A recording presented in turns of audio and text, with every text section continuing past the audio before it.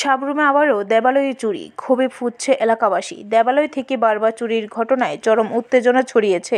স্থানীয়দের অভিযোগ, নেশাগ্রস্ত যুবকদের দৌরাত্ম্যই এসব ঘটনার মূল কারণ।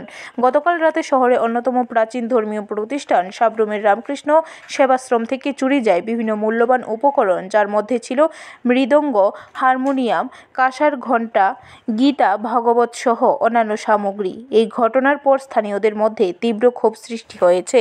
আজ সকালে বিষয়টি সাবরুম থানার পুলিশকে জানানো হলে তারা ঘটনাস্থলে এসে তদন্ত শুরু করেন। ইতিমধ্যে এলাকাবাসী চোরদের দ্রুত গ্রেপ্তার এবং দেবালয়গুলোর নিরাপত্তা নিশ্চিত করার দাবি তুলেছেন। প্রসঙ্গত, এটি প্রথম নয়, এর আগেও বেশ কয়েকটি দেবালয়ে চুরির ঘটনা ঘটেছে, যা নিয়ে স্থানীয়দের মধ্যে উদ্বেগ বাড়ছে। পুলিশের তরফ থেকে জানানো হয়েছে, দোষীদের শনাক্ত করতে তদন্ত জোরদার করা হয়েছে এবং অচিরেই ব্যবস্থা নেওয়া হবে।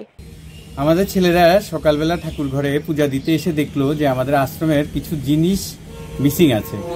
তারপর আমরা আসলাম, দেখলাম আমাদের হারমোনিয়াম, মাদল, গীতা পাঠের যে আলমারিটা আছে ওইখান থেকে বই, পুরী, কাঁসা, ভগবত গীতা, মহাভারত আর কিছু চাটাই, এগুলো মিসিং আছে।